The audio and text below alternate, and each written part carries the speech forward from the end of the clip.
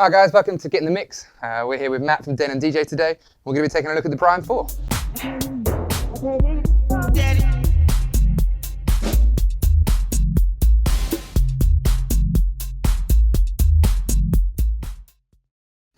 So first things first, give us a basic overview of some of the features that you can see here today on the unit. Yeah, cool, no problem. So obviously with the Prime 4 we've got the world's first 4-channel standalone DJ system, and it's powered by the same technology that we use in our SE5000s, so the M and the 5000. Also, you can see the centerpiece of this one is the 10-inch touchscreen. Obviously it's adjustable. We can swipe gesture to load tracks. You can swipe right to load a track or swipe left to load to the prepare panel. We can use the QWERTY search.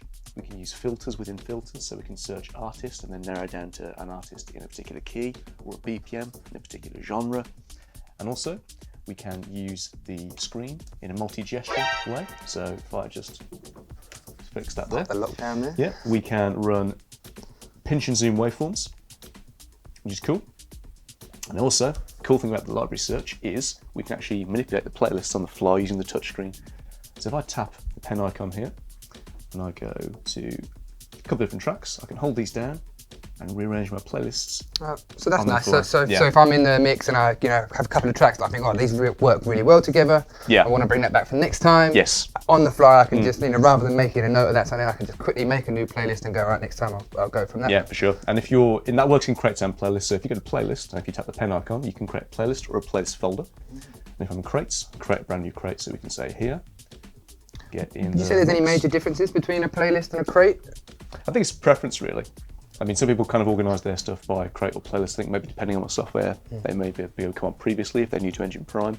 But I mean, me personally, I like crates just because, being old person that I am, it just reminds me of crates and vinyl. Vinyl crate, going through it and that classic feel.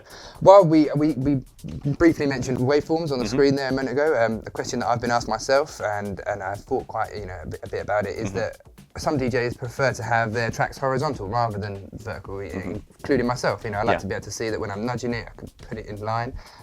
Is that something we can change there, or?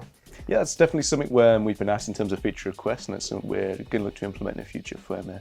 Currently, as you can see, they're vertical, and the reason we've done this is it's organised in a track strip way. I like the way it's so they're running down to each individual channel. So that's why we've done it from the initial. Nice.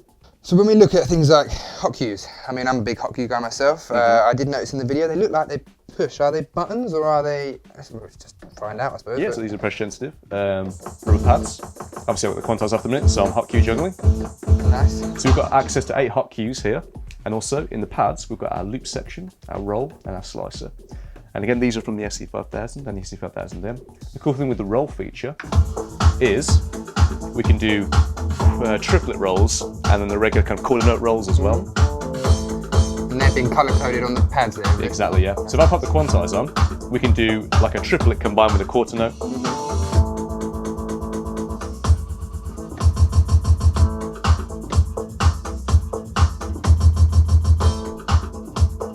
And obviously we've got the slicer mode as well.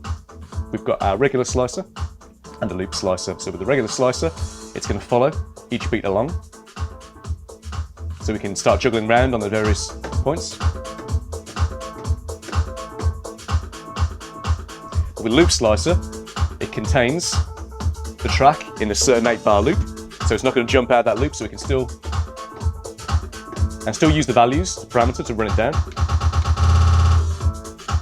Obviously the cool thing about loop slicer is if you're kind of fixed in a breakdown and you think, I love this part of the track, I love the particular drum break, you can just put it in the loop slicer mode and don't think you've got a certain amount of bars to play with. Okay. You can just pop in the loop slicer, do your thing, go crazy, and then just come out whenever you're ready.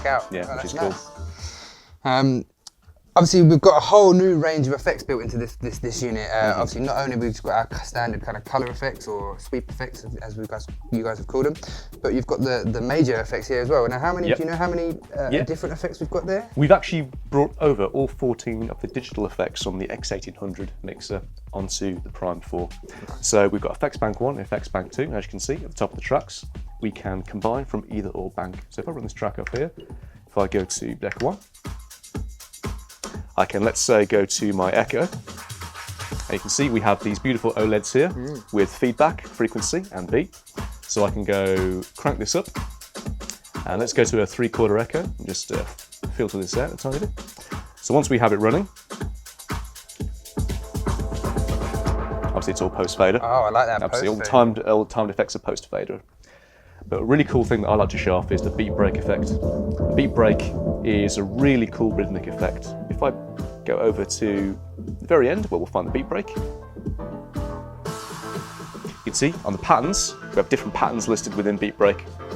And you can probably guess from the way the patterns are arranged on the OLED, is this will chop up in terms of quarter notes. So if I go to, let's say this pattern here, and let's skip to where there's a bit more action in the track.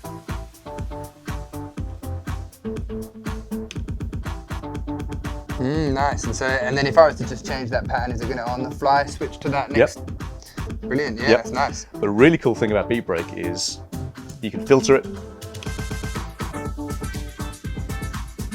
Oh, okay. So you've got this kind of other pulse underneath the track, which is really cool. That's nice.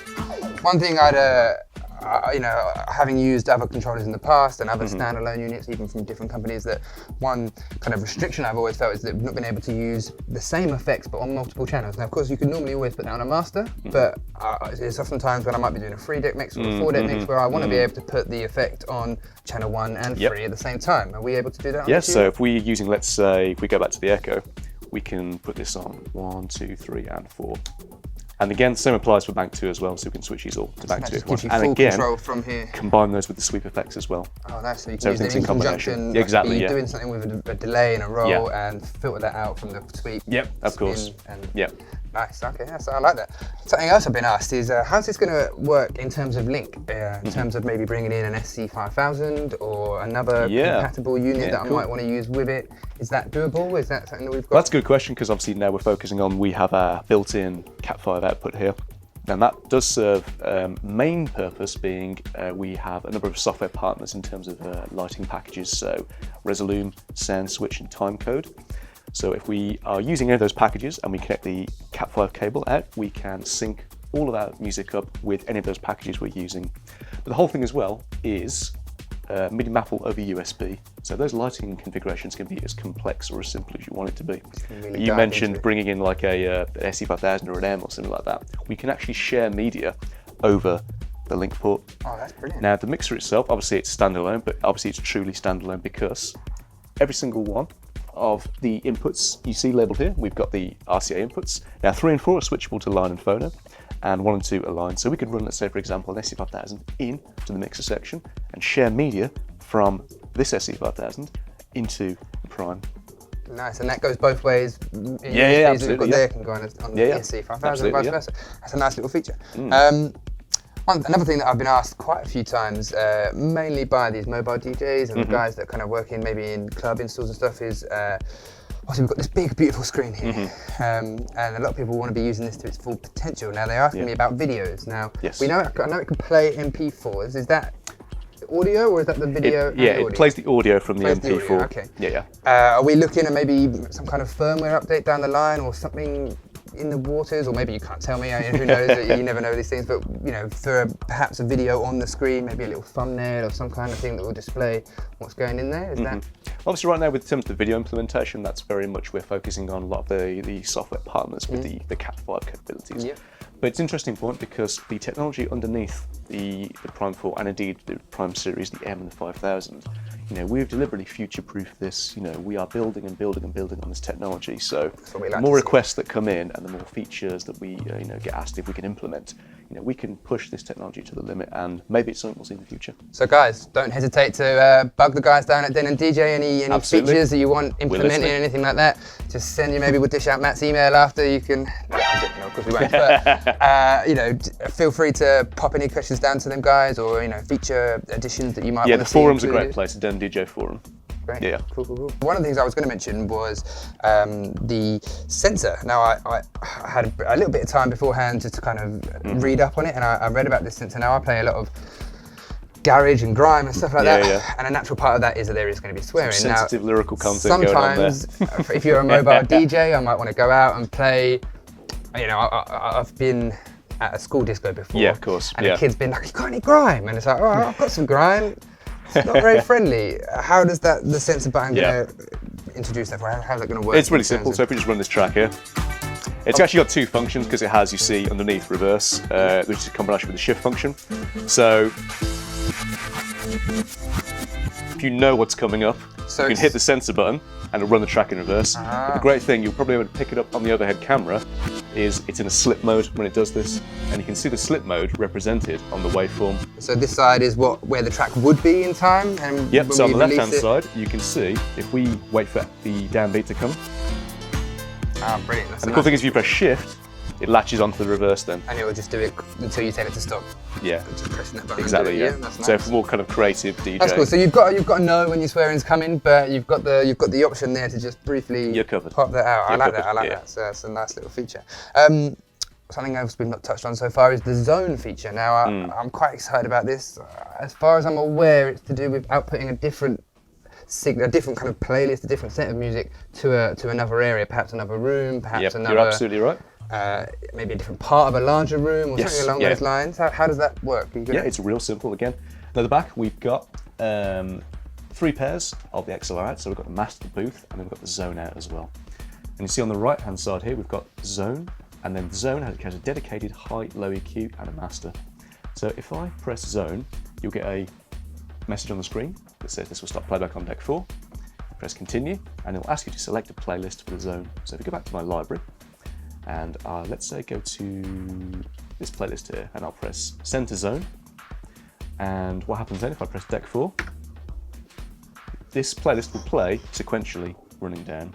Now the great thing about that is, obviously for the mobile guys, you know, if you're doing a wedding DJ or a corporate kind of event, you can run that to, let's say for example, you'll be DJing in the main room and let's say there's a bar area, which sometimes you see they have those line array systems. You could maybe run into that with a maybe slightly more different vibe playlist. If it's a wedding, you could be running out to a terraced area or, you know, a separate bar with a reception area. Okay, cool. And, you know, it's good thing is one of those features where, very much like pushing the technology that already exists in here, you know, we're obviously going to keep adding to that in terms of how we can build on that feature, because once the people are using it in the field, you know, we're going to get some great feedback coming in. But already that's a feature that people have been asking for such a long time, you know, rather than running their own zone systems. Yeah, of course. It's built into here. No, that's a nice little feature. I do like. Yeah, and to kind of get out, you just press zone, continue, and we're back in deck mode now. And there's nothing stopping you from maybe using one of those wireless systems that can send it wirelessly to a different speaker in a different room, is that? Yeah, I mean, you could just traditionally run the audio, is it just direct out. Just XLR output, yeah, brilliant. Because in the menu,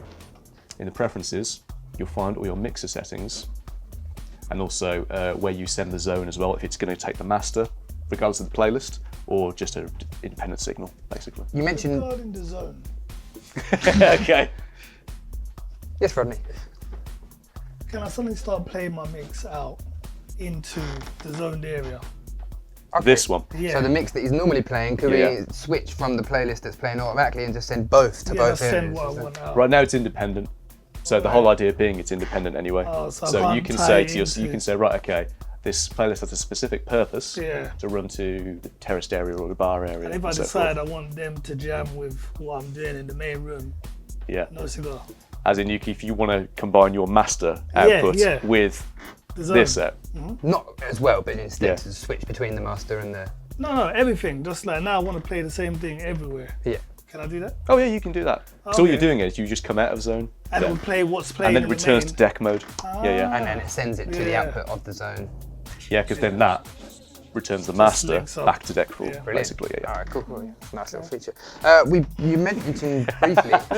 Need to know. You mentioned briefly the mixer options and preferences. Now, I heard again. So obviously we've got a 3-band EQ. Pretty much standard for any mixer now. Not now. Majority of DJ mixers ever. Of course. Of course. I noticed that you could set the crossover point for the frequencies. So really easy. Go into menu, preferences, and you go to utility. So you'll be greeted with all of your mixer settings. So just to quickly run through them, you've got talk over level, mic talk over resume level, attenuation of the microphones, EQ type, isolator, normal, EQ crossover, as you've seen there, and filter resonance, which is obviously a big deal for some people, because some people can be very particular. Everyone likes a good resonance. About you know, how energetic the resonance is. Yeah, of course. And then also headphone gain, also EQ solo mode, and it's got split Q as well. Oh, that's brilliant. So, and also the EQ phase, we can choose whether that's infinite kill or full kill or full kill otherwise, or half. basically. That's nice. I mean, that's a feature that I've not seen implemented or anything else in terms of controllers or standalone units so far. So in terms of personalising unique. the foredeck as well, you see if we run to the bottom of the preferences, you've got your deck colours.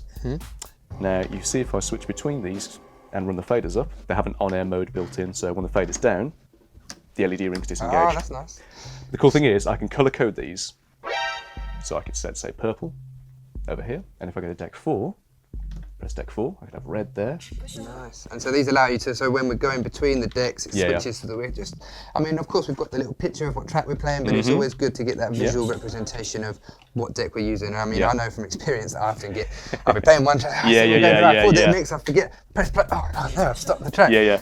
But press that button, it gives you a new colour code, so you know that you've switched and you know that you've changed to that track. Absolutely. To avoid any dummy moves like the cool thing about the artwork as well, again, it retains that same feature from the SC5000, which is we can implement our own artwork on here as well, just by putting a PNG of particular custom branding or logo into the root directory of your USB stick and and that could be for all, so you could have my personal brand. I could have, like, if I wanted to, obviously, you know, it might not be ideal, but I could have Strigel. Of course, that will stay there the entire time and just have your own little kind of niche.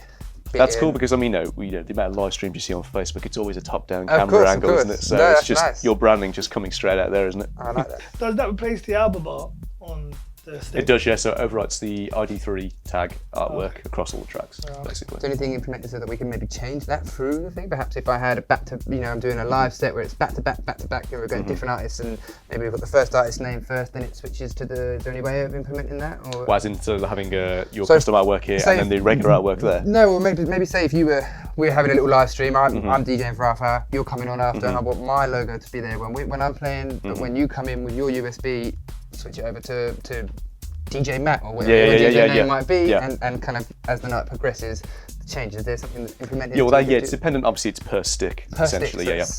You did mention actually something really cool, because if you are running back-to-backs, and you probably had experience of this before, is those moments in back-to-backs where there's two here. Let's say they're both of the same brand, the same colour. You know where I'm going with this. Let's say this happens. If you run, let's say, accidentally that. The whole track is still retained when you pull the stick. Brilliant, so it doesn't die, it doesn't go into an emergency loop or anything like that, it plays the whole track. This is the emergency track. The emergency track, I like that, that's a lot This is cool because... Does it tell you though, when you pull out the It does tell you, It does tell you, yeah. So you can still beat jump, we can still manipulate with the rolls. Can I still jump to the hot cues if I had some set? Yep. Nice. Absolutely, it's the whole track retained. And even if we just return, we can still select in the source, basically. So you see, my Prime 1 drive is still there. Yeah. Cool thing, actually mentioning drives, probably a good time to segue into the SATA drive capabilities as well. So for those of us that don't know, that's kind of like a hard drive, that you might put in your computer normally. And you can have it permanently installed in the unit, is that right? Yeah, so underneath here, we have a SATA docking bay, essentially. So if you buy a 2.5... Robbie's got his screwdriver. Yeah. Beware. Where does this...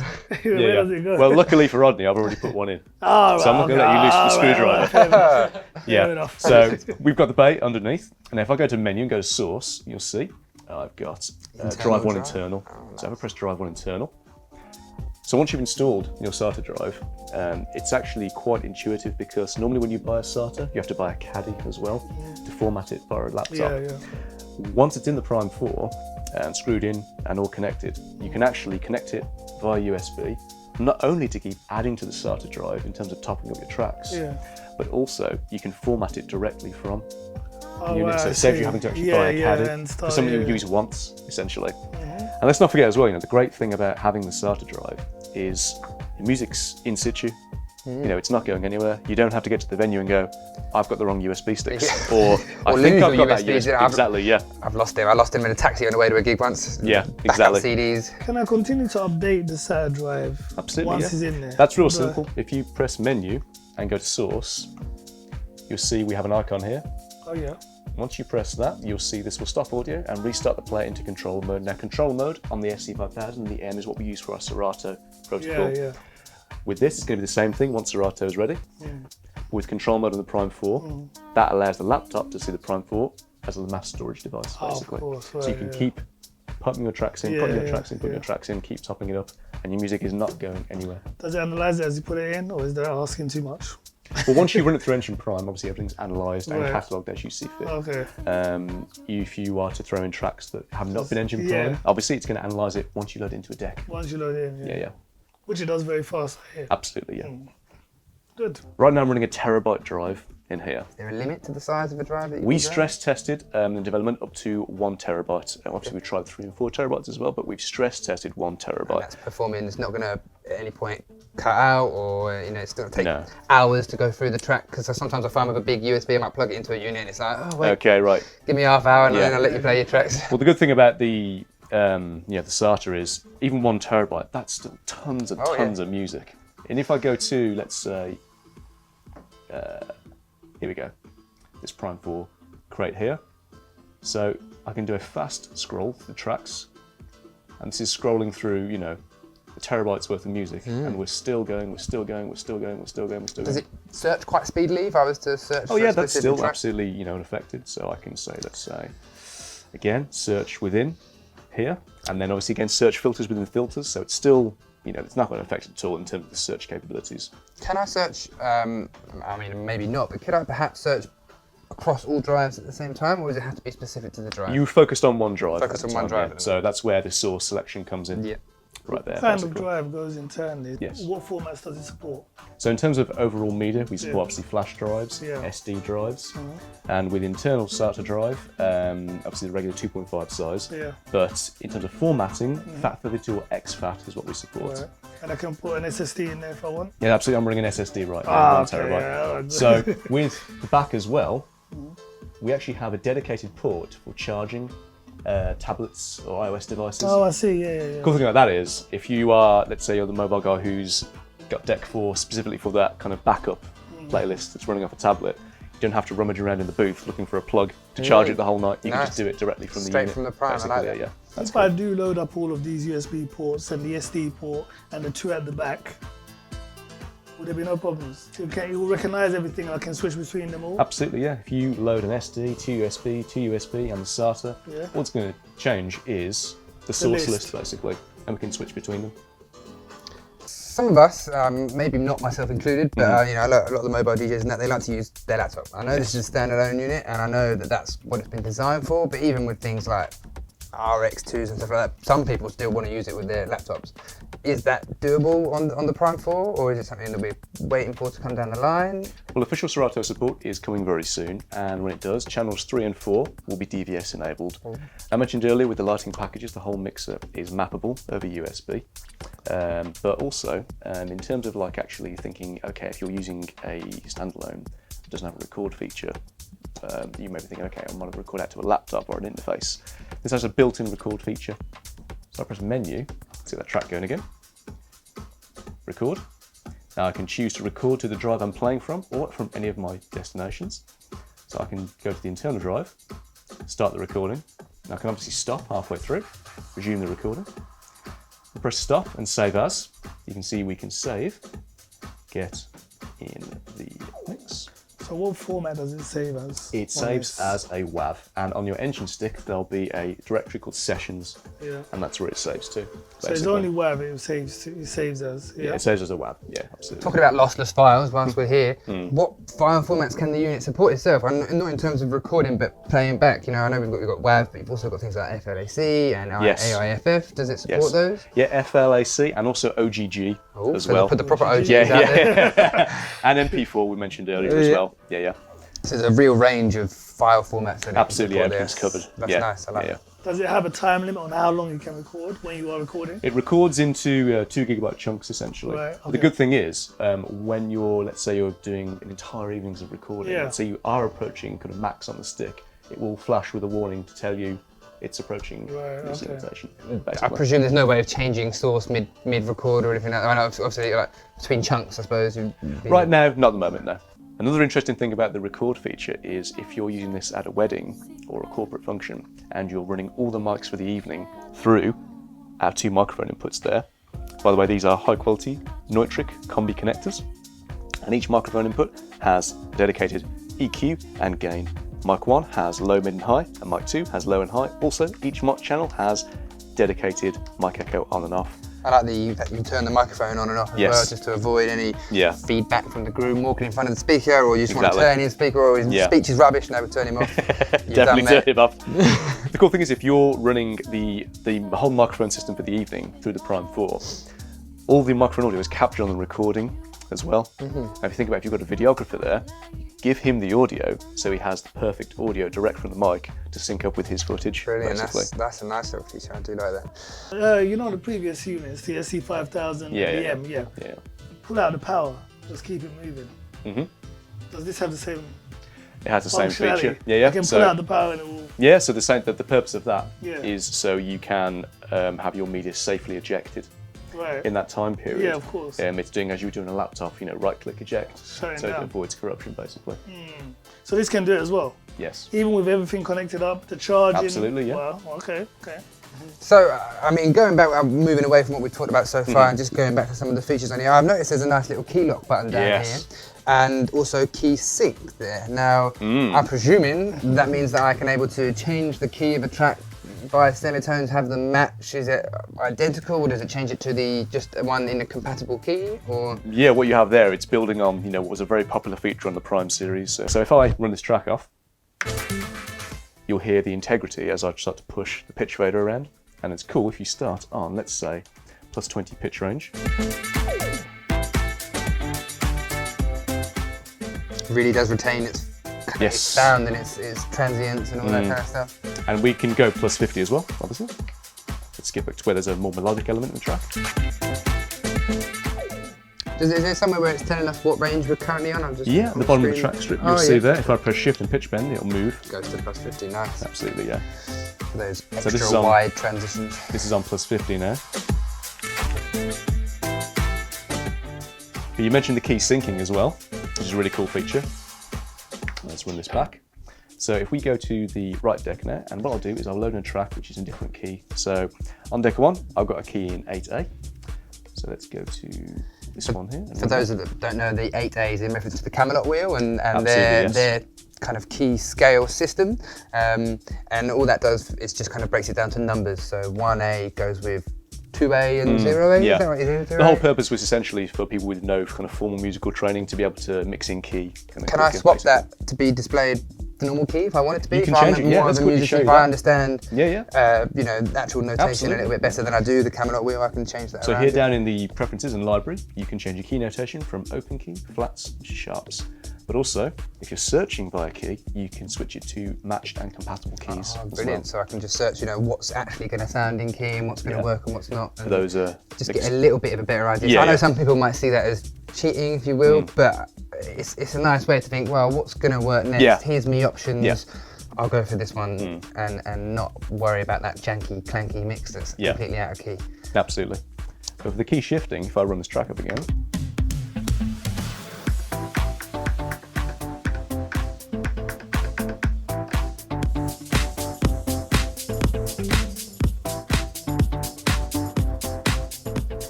what it does is if I beat jump through it,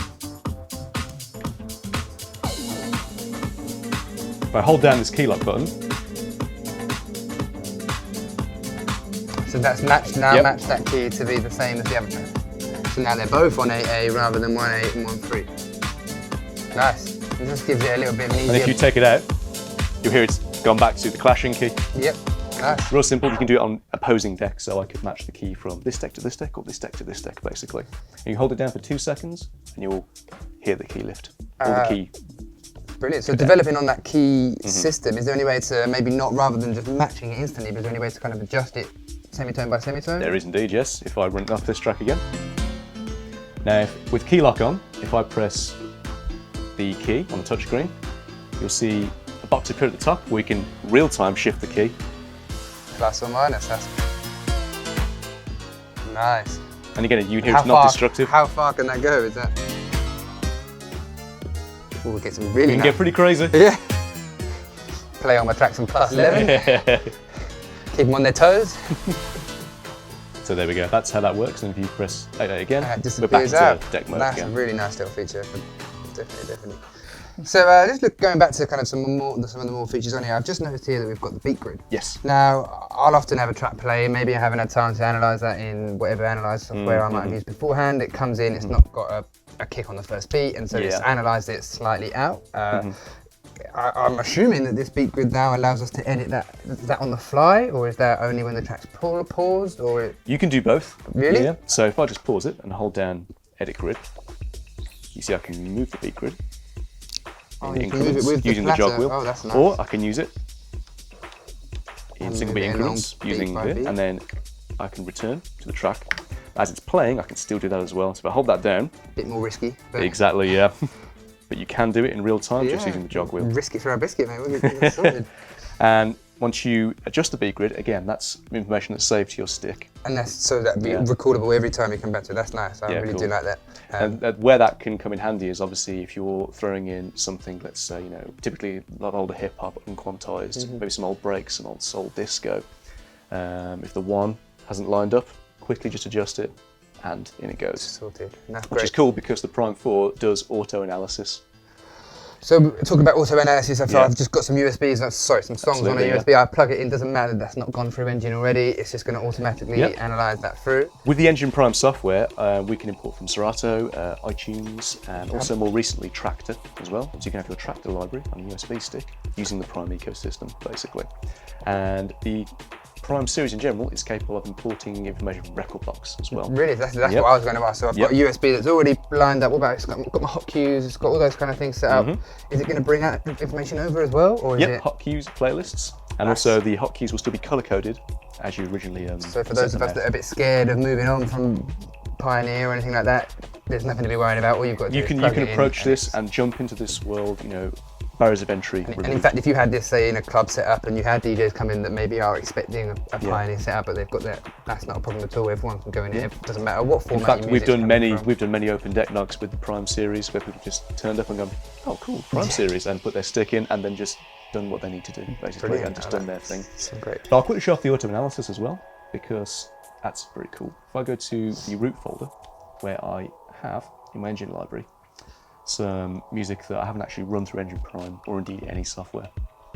So if I go to this track here and I shall load into, let's say, deck 1. Now on the screen what's going to happen is you can see the waveform is building. But obviously if it's building I can still cue off the track, of course, and I can still manipulate it.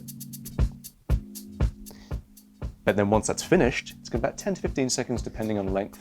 Once it's finished, it's going to give you the whole beat grid, BPM, and key information. That's a one-time process. So you can see now, snap. Done. We've got the beat grid done. You can see that it's got the beat grid perfectly exactly, there. Yes, just there, you can see.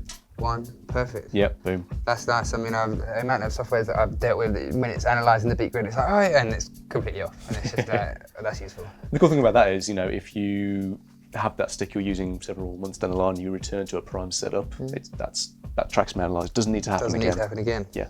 Obviously, so one of the standard features, you've got multiple deck, breezed on effects and kind of the different channels. You can have them. So currently, I can't put both on one. Is that right? It's just one or the other? Yeah, right now it's either bank 1 or bank 2 for the effects. But you mentioned the deck mode. You can actually bring it out of 4-deck mode, which is a cool feature because it actually expands the browser. If I hold Shift and place one of the decks, you see the browser's expanded now. Oh, nice. And then to jump back into 4-deck, you hold Shift, and we're back into 4-deck mode now. Brilliant. Which is cool. So for those of us that maybe aren't going to use the 4-deck mode and we just want a larger waveform, we just want a bit more space on our screen and it to not be so cluttered, whack that in and we're not going to worry about that again. Absolutely, yeah. I've noticed here we've got beat jump. Yeah. Now the majority of units, standalone and non-standalone, have got normally track skip back and forth and normally some kind of rewind. It doesn't sound that great when you're doing it on the fly, it's just through your track. Is this doing it kind of in time, or how does this work, the beat jump section? With the beat jump, you have the ability, if you've got quantize enabled, you can beat jump up to 64 beats. So if I use my loop encoder, you can just about see there, that the value of the beat jump is changing on the screen. So I've got to 16 beats there. Quantize as well. And that just sounds so fluent. And exactly, yeah, exactly. But the cool thing is, if I'm getting to the end of a track or something, I'm running out of time on my mix. Oh, don't worry. Yeah, exactly. And we're back in. Exactly. Got plenty more time to choose a new track and. And especially like when you're queuing up, rather than you you know, jogging on, you can just go bang bang, I'm 64 beats ahead or 32 nice. beats ahead. The cool thing that the loop also does is obviously we can auto loop in the kind of traditional way using the encoder. I've noticed that the loop encoder is just a miniature version of the browse encoder. I really like that. Keeping it all together. Yeah, exactly, it's nice. Yeah. It's like a little baby version of Yep, it. cool. And that's again the mix exclusive, the encoder knob. So yeah, so with the loop mode as well, what we can do is, if you might be in these moments as well where if you hit the auto loop and you go, oh no, I want to go a bit further on. Yep. If you hit the loop, hold shift, you can move the loop bracket around on the screen. Oh wow, so, or maybe even if in the middle I'm, you know, looping the first 4 bars, but then I decide actually for the second part I want to loop the next bit along, that's just you can do it on the fly. That's nice. Absolutely, yeah. Absolutely do it on the fly. Got a lot of time for that. Sometimes I hear from mobile DJs in particular, we don't tend to have this problem with club DJs as much, but mobile DJs, that you've got drunk wedding customers over the side, what you got. Of course. And you know, some of them might be worried about the fact that this is accessible from the back. Is there anything that's going to stop customers being able to kind of knock it down or pull it out or anything So like that? for transport, obviously when this is clipped back in, it clips down and sits flush with the unit. But for launch, we will have a nice Denon DJ branded screen protector. So you have a felt underside with a hard shell top. We'll cover all of this in transit, but also we're working with several case manufacturers to have some cases ready for launch, which obviously is going to be a very important thing for the Prime 4. Of course, we want to keep our gear protected and keep it out of harm's way. Right, so I think we've covered the majority of the features here on the unit there. It's been really great to talk to you. Thank you very much for coming down. I mean, I know personally myself, I've been fixing to get a little go on this, and as soon as the camera's not rolling, I'm going to be on this. You was the first one in the room playing with the gear. I'm going to be cracking on with this for a little bit, to be honest. How long are you here for again? Oh, I'm straight out the door with this, so your time's up, mate. Oh, mate. But what I will say is, obviously it caters to so many different things. There's so many features here for the mobile DJ, obviously the zone out, even the on-the-fly playlists, the record feature, the 2 microphones that actually record to the WAV session as well, and the lighting packages for those really high-level mobile guys who use lights as well. But in terms of the technology we use, it's a great entry point to the Prime ecosystem as well. People can just come up to it, put their stick in with all their tracks, label as they want to, and then just do what they do best, basically. And I think you've really got that 4-channel standalone market covered with this one, to be honest. I mean, I can't see anyone else going anywhere. What else could you use apart from this? It's hard to get over on camera, but it's a nice weight, nice heavy weight as well. It does feel sturdy, it does feel well made. Yeah. You know, all the faders have got a nice bit of resistance to them, but not too much. The crossfader's nice for those of us that want to do a bit of cutting. It just feels alright. You know, it's good to get your hands on it and just give it a nice little feel up. As rude as that sounds. It's a nice unit. I mean, it just feels great. So yeah, thank you very much, Matt. Cheers for coming down. No worries, man. Thanks very much. Pleasure.